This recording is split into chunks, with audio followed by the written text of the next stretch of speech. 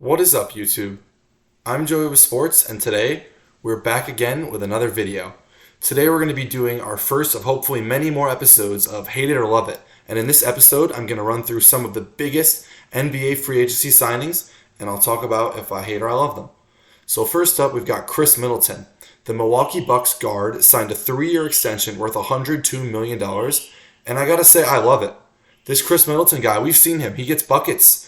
Every time Milwaukee needs a clutch tray or a guy who can go score in bunches when maybe Giannis or Brook Lopez or Jrue Holiday aren't doing so well, Middleton has answered the call. He might be inconsistent and he might be a little injury prone, but we're talking about a 3-year contract that's worth $100 million. I mean, he's a great player and you're paying him great player money.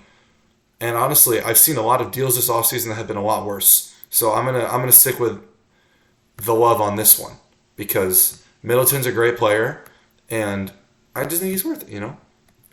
And then next up, we've got Cam Johnson, 4 years, $108 million to stay with the Brooklyn Nets. And yeah, I love this one too. Cam Johnson's a young player who's been coming off the bench early in his career during his time in Phoenix. And now that he's with Brooklyn and he's got a real chance to shine, he's proven that he can be a 20-point-per-game scorer and potential all-star in this league. This is the kind of guy who deserves $100 million, and the fact that he got it and not too much more, I think is great for him and it's great for Brooklyn. And now we've got my first hate. Desmond Bane of the Memphis Grizzlies getting a 5-year, $207 million max contract. And I don't hate this because I hate Desmond Bane. I actually think Desmond Bane is a really good player. He's another guy, he's similar to Middleton. He's a really good secondary scoring option on an elite playoff contending team. The only difference is he's on a team where the primary ball handler is an injury-prone guy who seems to have some trouble staying out of the law and out of legal trouble. So if you ask Desmond Bane to carry your team, I don't think he can do it. I think Middleton, the guy I'm comparing him to, has done that at points in his career. He's been able to step up and he's been able to put up 40, 50 points in a game when he's needed to. And I don't think Desmond Bane is that kind of player. I think he's a really good shooter.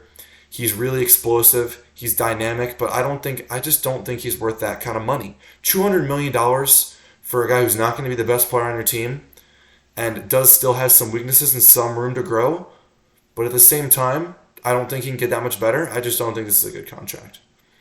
Now we've got on to our next contract, Draymond Green, 4 years, $100 million to stay in Golden State. This is a love for me.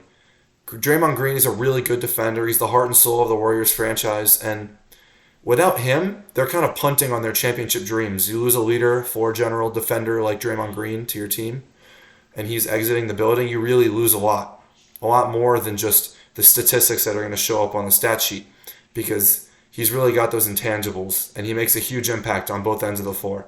So Green staying with the Warriors for that price, I definitely think is a win for both teams. And our last one is Kyrie Irving staying in Dallas, 3 years, $126 million. So I think this is a love, but obviously it depends on your view of the trade that brought Kyrie to Dallas in the middle of last season. Because we all know Kyrie is a wonderful scorer and he's a really great attacker when it comes to running the rim, getting buckets, but he's not the best defensively, and the Mavs gave up a lot of their bench to get him, which really hurt them in the playoffs. I think this season they've done a good job, this offseason, I think they've done a good job of acquiring new talent around Kyrie, but it's still up to whether you think that trade was good or not to judge the contract. I think the trade will end up working out in their favor. I think the Mavericks have a potential title window if they can get their bench in order. So if they do that, I think they really do have a good chance, and I do think this was a good trade. That's all for this vlog.